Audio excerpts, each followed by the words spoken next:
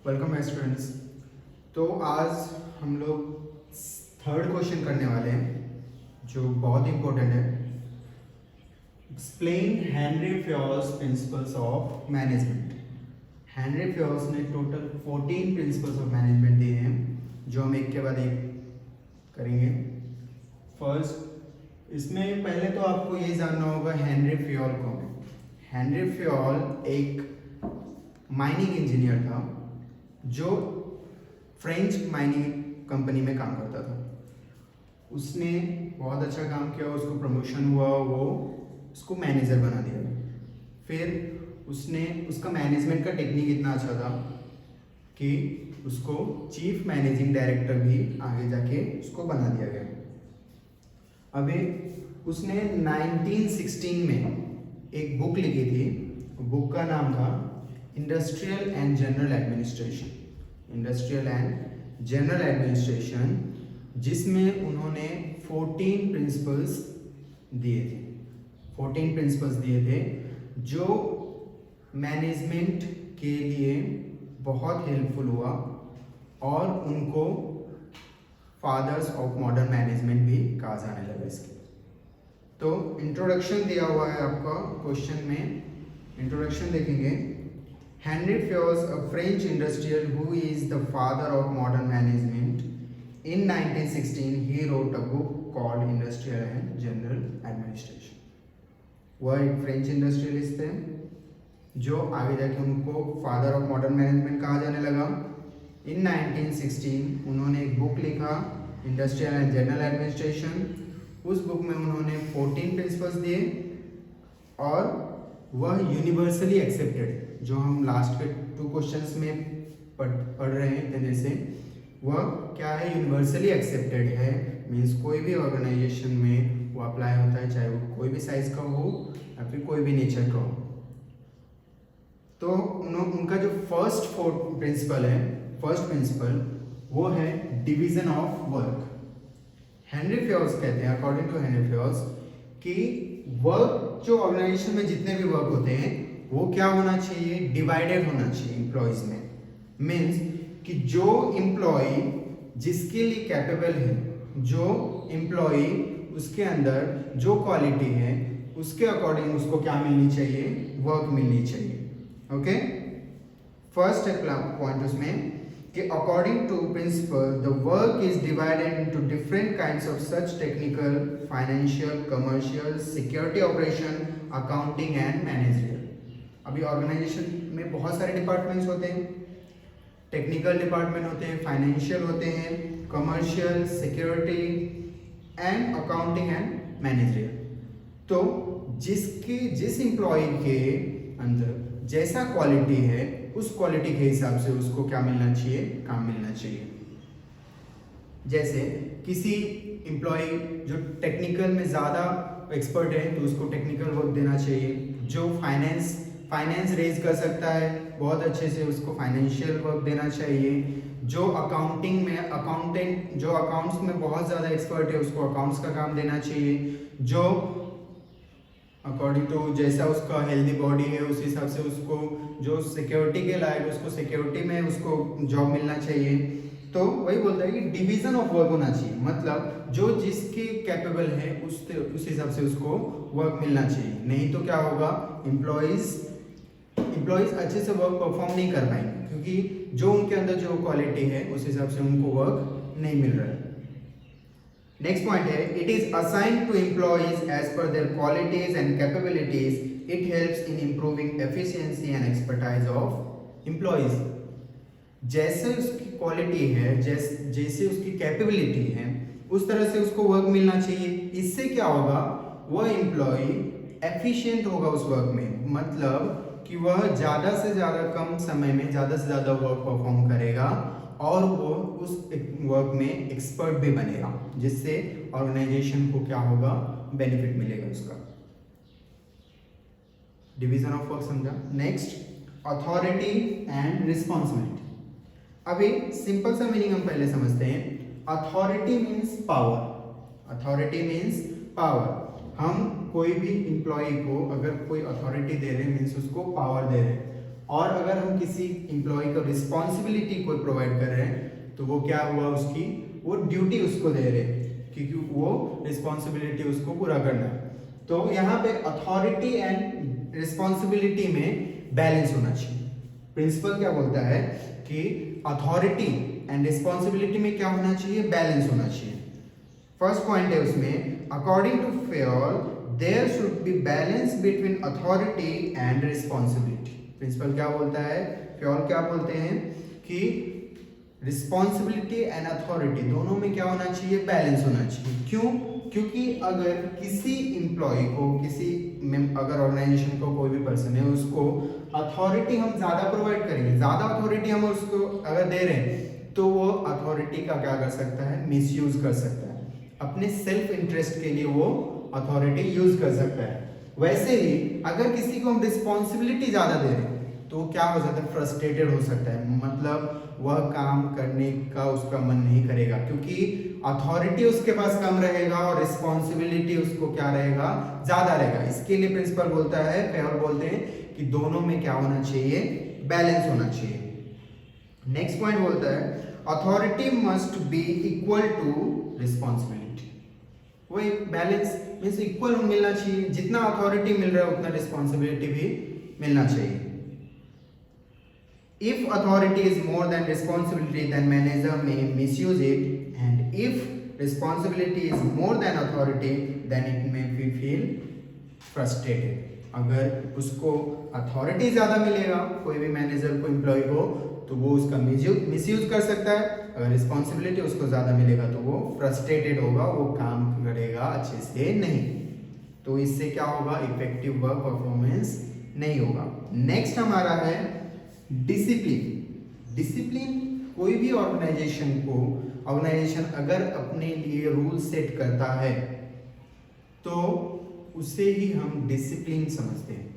अगर कोई ऑर्गेनाइजेशन अपने वर्किंग के लिए कोई भी रूल सेट करता है उसे हम डिसिप्लिन करते हैं। और जितने भी ऑर्गेनाइजेशन में जो एम्प्लॉयज हैं, जो मैनेजर है, अगर उस डिसिप्लिन को, रूल को फॉलो कर रहा है, मीन्स वहां पे डिसिप्लिन फॉलो किया जा रहा है। फर्स्ट पॉइंट है according to Fayol discipline is the most essential thing in the organisation. Organisation में बहुत इंपॉर्टेंट थिंग है, बहुत फर्स्ट सबसे पहले डिसिप्लिन होना ही चाहिए। कोई भी ऑर्गेनाइजेशन में डिसिप्लिन होगा तो वर्क जो है वो रेगुलर चलेगा। Okay, employees must obey and respect the rules that govern the organisation. कोई भी ऑर्गेनाइजेशन जिस रूल से चल रहा है, जिस रूल पे चल रहा है, जो डिसिप्लिन है ऑर्गेनाइजेशन का, कोई भी एम्प्लॉय उसको क्या करना चाहिए, फॉलो करना चाहिए, उसका रिस्पेक्ट करना चाहिए। ओके, उस डिसिप्लिन को तोड़ना नहीं है। Discipline helps to achieve the goal in the organisation. Good discipline is the result of effective leadership. क्या बोलता है कि कोई भी डिसिप्लिन, अगर हम ऑर्गेनाइजेशन का अगर डिसिप्लिन सारे फॉलो करते हैं तो वो ऑर्गेनाइजेशन ऑब्जेक्टिव, जो भी उसका ऑर्गेनाइजेशन का गोल है, वो इजीली अचीव कर सकता है। एंड इससे क्या होगा, एक लीडर का इफेक्टिवनेस वहां पे दिखेगा कि वो लीडर कितना इफेक्टिव है उस ऑर्गेनाइजेशन में, जो सारे डिसिप्लिन फॉलो करवा रहा है सारे एम्प्लॉयज से। ओके, नेक्स्ट हमारा है unity of command. Unity of command, command करना मीन्स ऑर्डर देना। और उस कौन ऑर्डर देता है, एक सुपीरियर ऑर्डर देता है। किसको? एक सुपीरियर ऑर्डर देता है सबऑर्डिनेट को। सुपीरियर जो होगा टॉप लेवल पे होगा, सबऑर्डिनेट जो होगा वो लोअर लेवल पे होगा। एक सुपीरियर ऑर्डर देता है सबऑर्डिनेट को। यूनिटी ऑफ कमांड बोलता है कि यहाँ पे एक सबऑर्डिनेट जो है, ये जितने भी होंगे यहाँ पे 2, 3, 4, जो भी जितने भी सबऑर्डिनेट होंगे, उसको जो कमांड है एक ही सुपीरियर से मिलना चाहिए। उसको जो कमांड है वो एक ही सुपीरियर से मिलना चाहिए। यहाँ पे एक के बदले 2 सुपीरियर नहीं होना चाहिए। इसको हम ऐसे समझ सकते हैं कि एक सुपीरियर है, ओके, एक सुपीरियर है जो क्या कर रहा है, सबऑर्डिनेट्स को कमांड दे रहा है। वही एग्जांपल ये राइट हुआ, अगर इसके जगह पे दो सुपीरियर अगर इनको इस तरह से अगर कमांड दे रहा है तो वो क्या होगा, ये रॉन्ग होगा। यूनिटी ऑफ कमांड बोलता है कि हमें एक सुपीरियर से एक टाइम पे एक ही सुपीरियर से क्या मिलना चाहिए, कमांड मिलना चाहिए। फर्स्ट पॉइंट पढ़ते हैं, each member of organisation should receive order from only one superior. क्या बोलता है कि ईच मेंबर, जितने भी मेंबर्स हैं ऑर्गेनाइजेशन, एक टाइम पे वन टाइम पे एक ही सुपीरियर से उसको क्या मिलना चाहिए, ऑर्डर मिलना चाहिए। It helps in avoiding confusion. इससे क्या होगा, ये जो सबऑर्डिनेट्स हैं इनको कोई कंफ्यूजन नहीं होगा, इनको कोई कंफ्यूजन नहीं होगा, क्योंकि इनको एक ही सुपीरियर का रूल फॉलो करना है। If employee receive command from one more than one authority he will confused. अगर उसको एक सुपीरियर से नहीं, दो सुपीरियर से, अगर तीन सुपीरियर से एक ही टाइम पे अगर कमांड मिलेगा, ऑर्डर मिलेगा, तो वो क्या हो सकता है, वो कंफ्यूज हो सकता है and will not able to take decision about whose order should be followed. फिर ये कंफ्यूज हो जाएगा कि हम फर्स्ट किसका करें, इसका करें कि इसका करें फॉलो। ये कंफ्यूज हो जाएगा सबऑर्डिनेट कि हम कौन से सुपीरियर का फर्स्ट फॉलो करें। इससे क्या होगा, कंफ्यूजन क्रिएट होगा और वो प्रॉपर वर्क परफॉर्म नहीं करेगा ऑर्गेनाइजेशन। समझा? ओके, नेक्स्ट देखते हैं हम लोग unity of direction. Unity of direction, unity of direction means कि यहां पे एक इंसान, कोई भी एक ग्रुप एक ही प्लान फॉलो करेगा और वो प्लान जो है वो एक ही सुपीरियर देगा। ओके, फर्स्ट पॉइंट है उसमें, this principle state that there should be one head. यहाँ पे क्या होना चाहिए, सुपीरियर वन होना चाहिए। जैसे हमने फर्स्ट वाले फोर्थ पॉइंट में देखा, यूनिटी ऑफ कमांड में सुपीरियर एक है जो क्या कर रहा है, सबऑर्डिनेट्स को कमांड दे रहा है। लेकिन यहाँ पे क्या बोल रहे हैं डायरेक्शन में कि सुपीरियर एक तो होना ही चाहिए, साथ में प्लान भी एक ही होना चाहिए।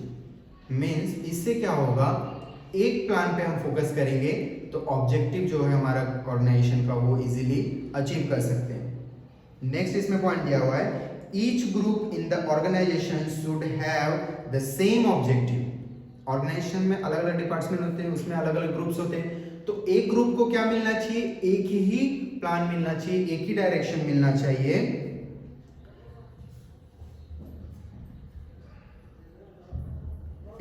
Each group in the organization should have the same objective and the group should be directed by one manager using single plan। क्या बोला है कि एक ग्रुप अगर ऑर्गेनाइजेशन में कोई है तो उसको एक ही ऑब्जेक्टिव मिलना चाहिए और एक ही मैनेजर के से एक ही प्लान के साथ उसको डायरेक्शन भी मिलना चाहिए। अगर इससे क्या होगा, कंफ्यूजन क्रिएट नहीं होगा और वर्क जो है स्मूथली परफॉर्म होगा, एकदम सही मैनर में परफॉर्म होगा। Okay, unity of direction.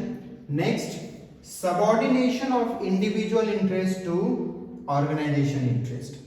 क्या बोला है, subordination of individual interest to organisation interest. यहाँ पे हमको एक सिर्फ इंडिविजुअल के बारे में नहीं सोचना है, एक इंडिविजुअल के इंटरेस्ट मीन बेनिफिट, एक इंडिविजुअल के इंटरेस्ट के बारे में नहीं सोचना है, इंडिविजुअल के बेनिफिट के बारे में नहीं सोचना है, हमको होल पूरा एक ऑर्गेनाइजेशनल इंटरेस्ट के बारे में सोचना है, ऑर्गेनाइजेशन के बेनिफिट के बारे में सोचना है।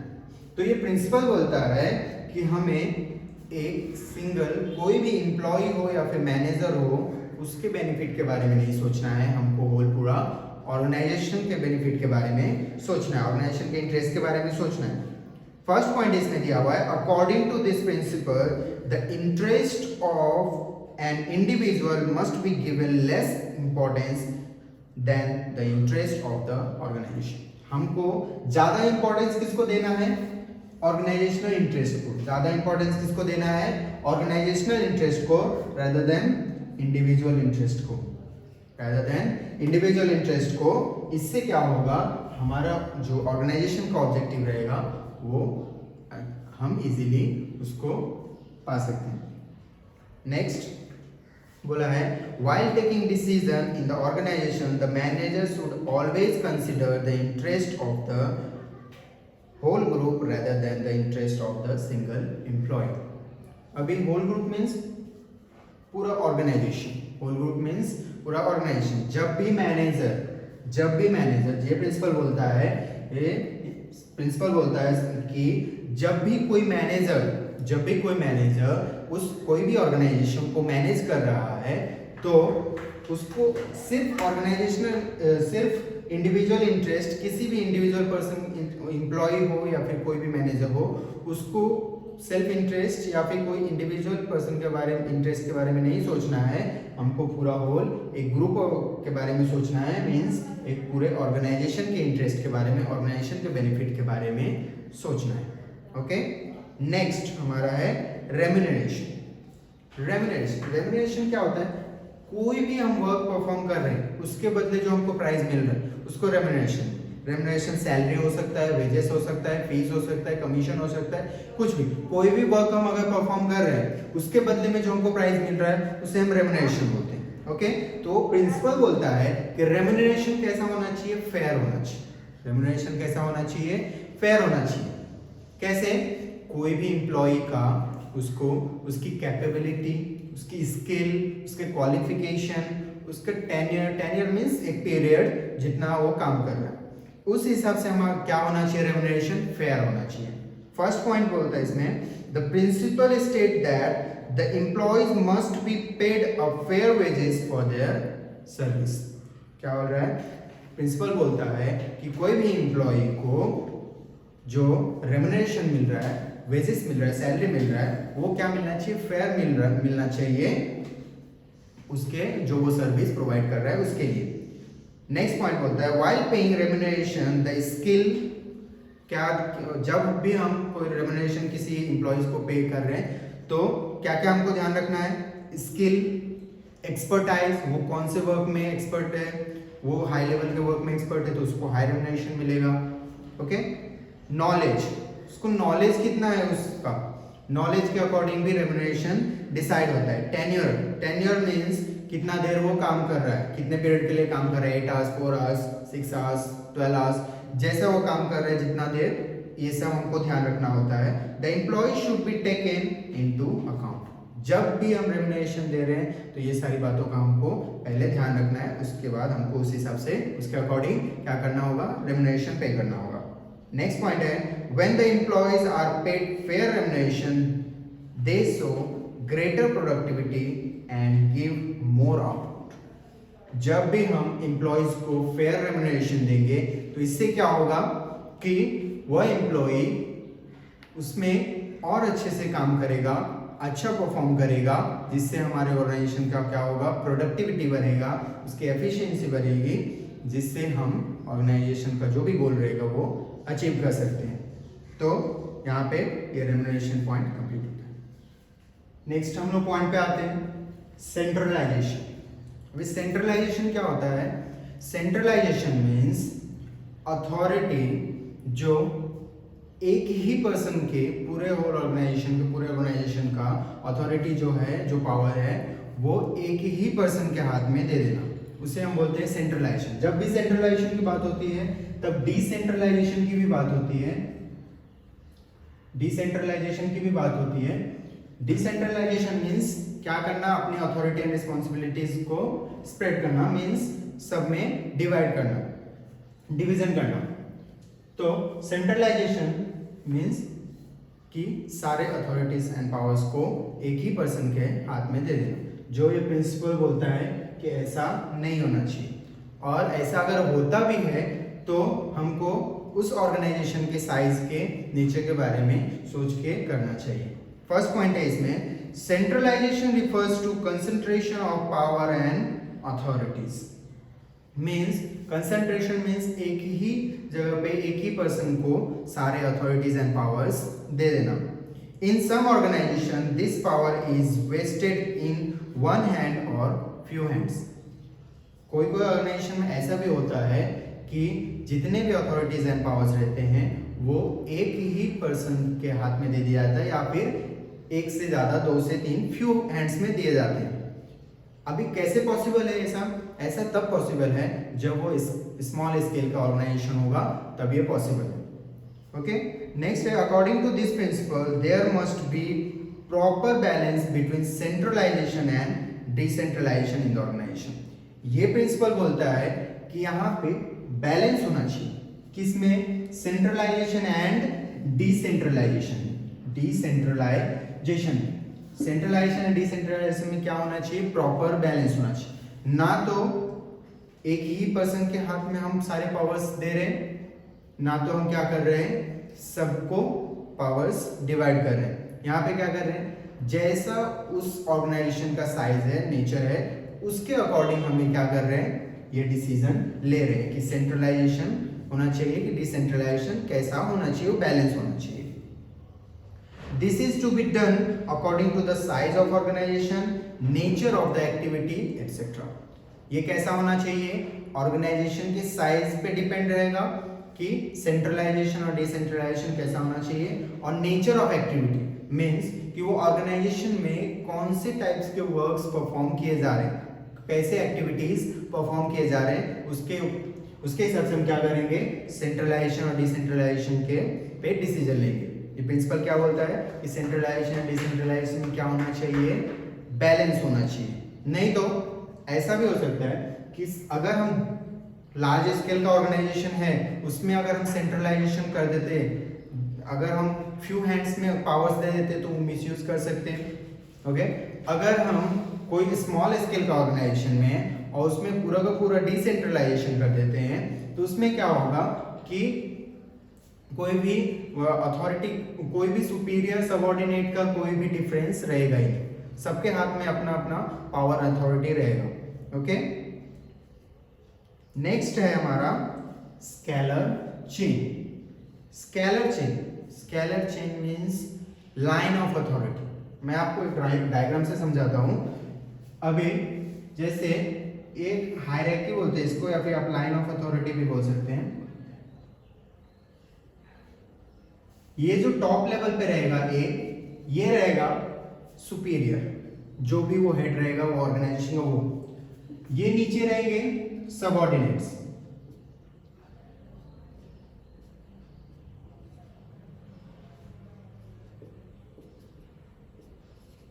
ये कौन रहेंगे, सबऑर्डिनेट्स। तो ये प्रिंसिपल क्या बोलता है कि जब कभी भी हमें कम्युनिकेशन करना है, कोई इंफॉर्मेशन प्रोवाइड करना है, तो कैसे होना चाहिए, ये जो है अगर हमको D को अगर G से कम्युनिकेट करना है, C को अगर F से कम्युनिकेट करना है, तो ये क्या करेगा, पहले ये अपने जो उसका जो सुपीरियर रहेगा उसको प्रोवाइड करेगा इंफॉर्मेशन, फिर ये इंफॉर्मेशन C किसको प्रोवाइड करेगा, B को, और ये किसको करेगा लास्ट में, A को, और फिर A क्या करेगा, E को प्रोवाइड करेगा, और E जो है वो F को प्रोवाइड करेगा, F जो है G को करेगा। अगर D को कम्युनिकेट करना है G से, तो वो पहले अपने सुपीरियर को कम्युनिकेट करेगा, फिर वो सुपीरियर क्या करेगा, अपने सबऑर्डिनेट से कम्युनिकेट करेगा। यहाँ पे ये स्केलर चेन बोलता है कि इस तरह का कम्युनिकेशन और इंफॉर्मेशन ट्रांसफर होना चाहिए। लेकिन कभी कभी इमरजेंसी सिचुएशन में हम ये नहीं कर सकते, क्योंकि उतना अगर हम टाइम लेंगे तो हमारा कुछ ना कुछ ऑर्गेनाइजेशन में लॉस हो सकता है। तो यहाँ पे हम क्या करेंगे, डायरेक्ट क्या करेंगे, F से कम्युनिकेट करेंगे। डायरेक्ट क्या करेंगे, F से कम्युनिकेट करेंगे। ऐसा सिर्फ इमरजेंसी सिचुएशन में ही हो सकता है। C क्या करेगा, डायरेक्ट F से कम्युनिकेट करेगा। तो ये जो डायरेक्ट कम्युनिकेशन हो रहा है, इसको हम क्या बोलेंगे, गैंग प्लान। ओके, इसको क्या बोलेंगे, गैंग प्लान। जब ये डायरेक्ट कम्युनिकेशन होगा तब। फर्स्ट पॉइंट है इसमें, scalar chain means hierarchy line of authority from top level to the lower level for the purpose of communication. ये क्या है, एक लाइन ऑफ अथॉरिटी है जो सबऑर्डिनेट से सुपीरियर से होकर टॉप लेवल तक जाता है, फिर टॉप लेवल से सुपीरियर, फिर लोअर लेवल पर सबऑर्डिनेट के पास जाता है। ये क्या है, एक लाइन है अथॉरिटी का जो कम्युनिकेशन के लिए यूज किया जाता है। This helps to ensure the orderly flow of information and communication. ये क्या, इस प्रिंसिपल से हम क्या होता है कि हम ऑर्डरली फ्लो करते हैं इंफॉर्मेशन को, कोई भी कम्युनिकेशन को ऑर्डरली फ्लो कर रहे हैं, हम डायरेक्टली किसी को कांटेक्ट नहीं कर रहे हैं. But to avoid delay means late, अगर हम अवॉइड करना चाहते हैं कि लेट ना हो जाए, या फिर दूसरा हमारे पास सिचुएशन रहेगा इमरजेंसी में कोई डिसीजन लेना है, कम्युनिकेशन करना है, तो हम क्या करेंगे, there will be direct communication. क्या होगा यहाँ पे, डायरेक्ट कम्युनिकेशन होगा सबऑर्डिनेट टू सबऑर्डिनेट. इस कम्युनिकेशन को क्या बोलते हैं हम, गैंगप्लैंक.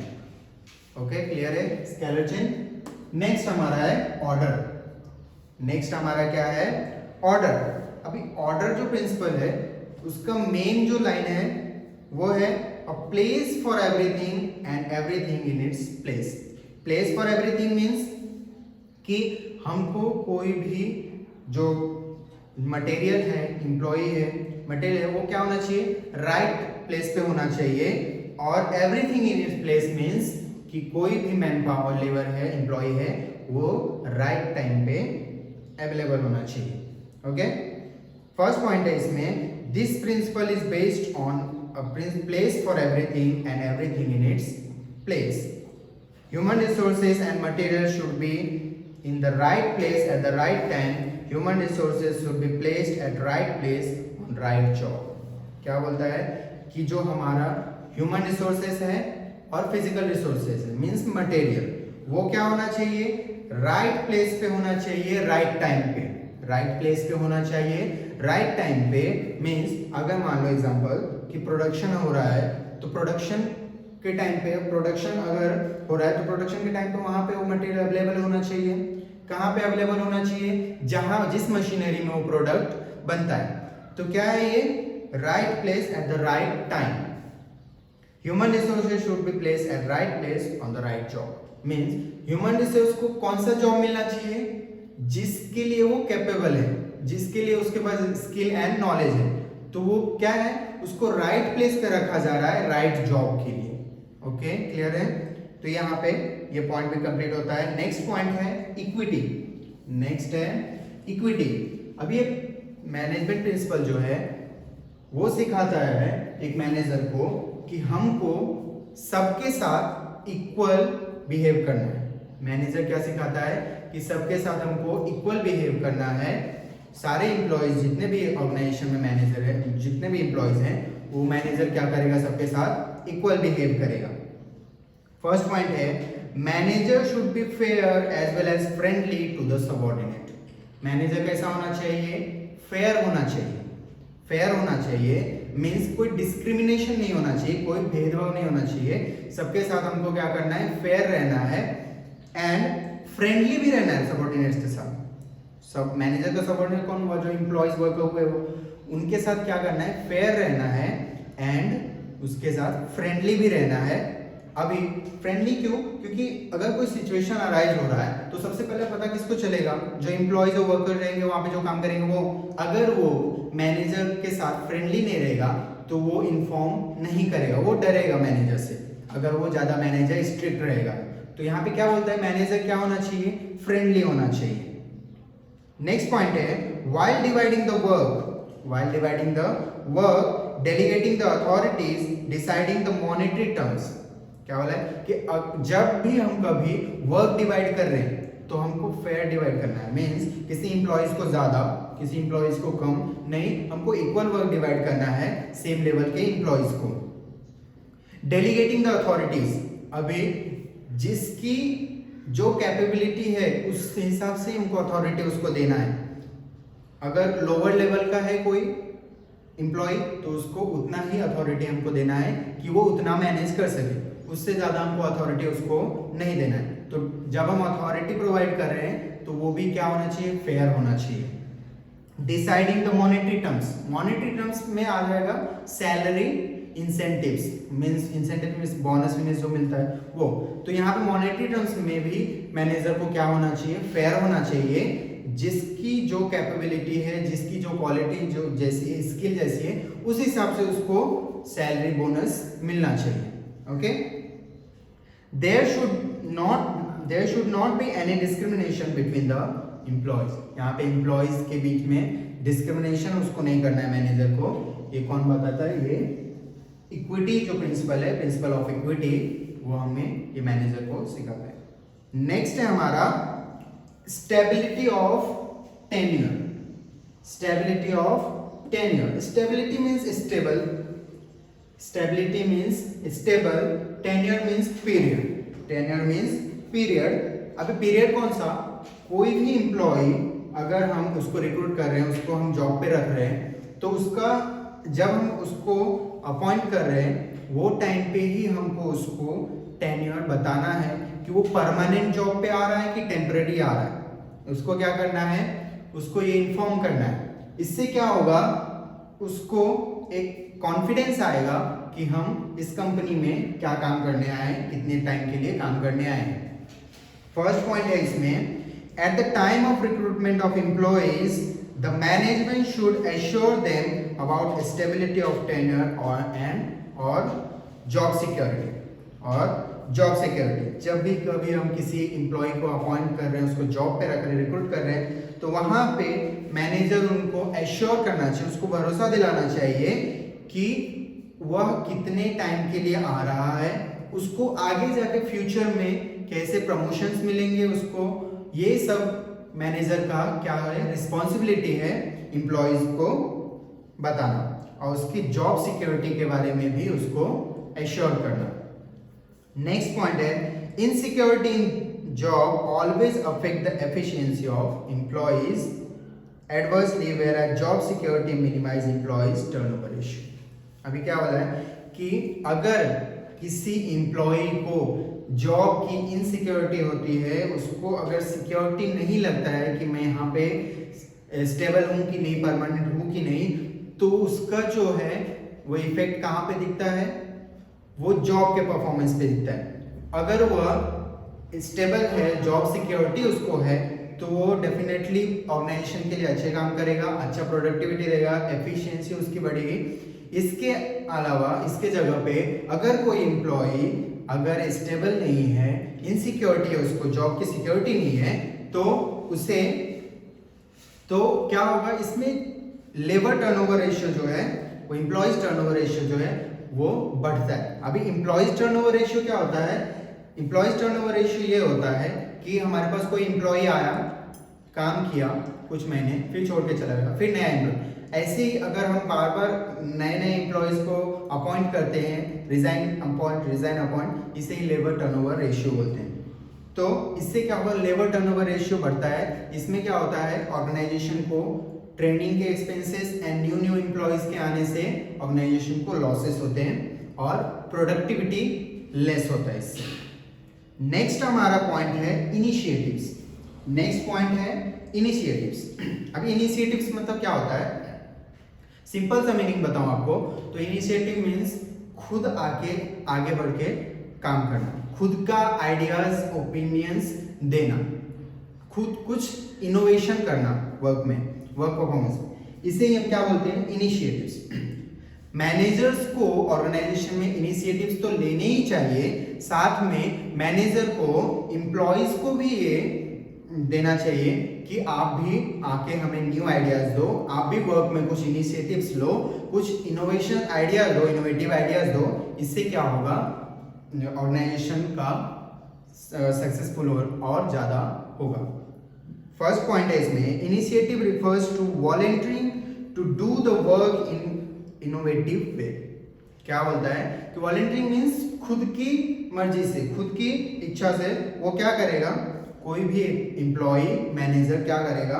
वर्क करेगा इनोवेटिव वे में. इनोवेटिव वे में वर्क करने से क्या होगा कि उसकी एफिशिएंसी तो बढ़ेगी, वेस्टेज कम होगा और लेस टाइम में ज्यादा प्रोडक्टिविटी मिलेगा, ज्यादा आउटपुट मिलेगा. इसे हम क्या बोलेंगे? Work in an innovative way. The freedom to think and work on new ideas encourages employees to take initiative while working on given tasks.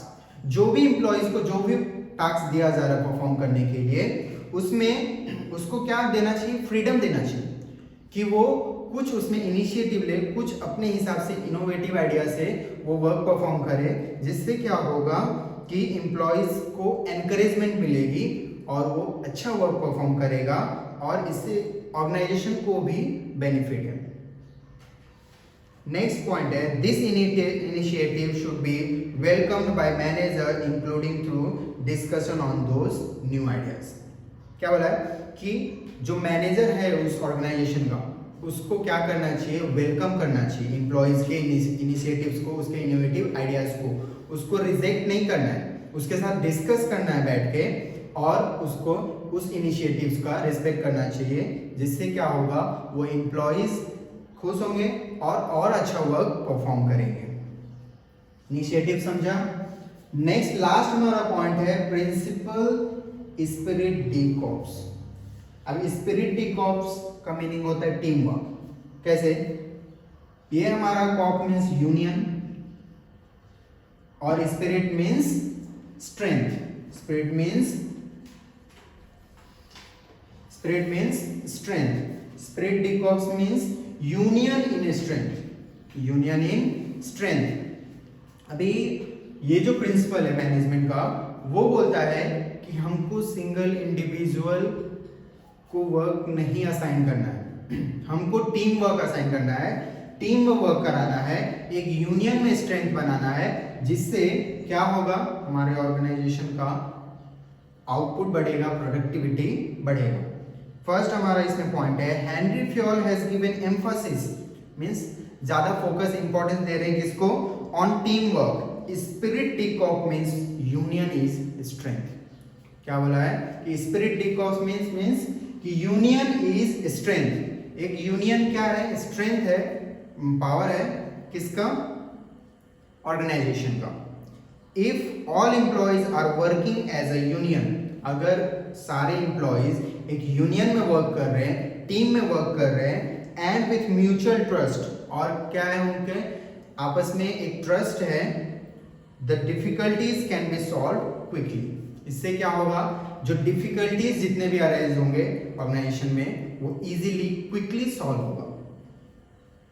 Therefore, as a leader, manager should create a spirit of team work and understanding amongst employees to achieve organization goals easily. As a manager, अगर हम manager है किसी organisation का, तो हमारा जो ये principal है, principle of spirit D corps, ये बोलता है कि एम्प्लॉइज को एक स्ट्रेंथ बनाना है, किसमें, यूनियन में।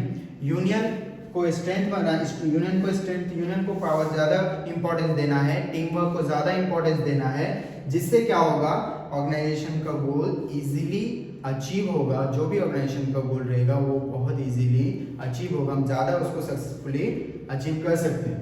यहाँ पे हमारा जो 14 प्रिंसिपल है वो कंप्लीट होता है, लेकिन आपको क्या करना है, ये 14 प्रिंसिपल्स टोटल नहीं लर्न करने हैं आपको, सिर्फ कोई भी 8 सिलेक्टेड, आप जो भी आपको इजी पड़ता है, जो आपको इजीली अंडरस्टैंड होता है, वो आप क्या करेंगे, टोटल 8 प्रिंसिपल्स, सिर्फ 8 प्रिंसिपल्स क्या करेंगे, आप लर्न करेंगे, बाय करेंगे और एग्जाम में अटेम्प्ट करेंगे। एग्जाम में आपको क्वेश्चन ऐसे पूछा जाएगा, एक्सप्लेन एनी 7 और 8, एनी 7 और 8 ऐसा रहेगा, 7 या रहेगा फिर 8 रहेगा, प्रिंसिपल्स ऑफ मैनेजमेंट या फिर Henry Fayol's principle of management ऐसे पूछा जाए, तो आपको सिर्फ 80 प्रिंसिपल्स मेमोराइज करने हैं, बाकी आप एग्जाम ये कर सकते हैं। ओके, तो यहाँ पे 14 प्रिंसिपल कंप्लीट होते हैं।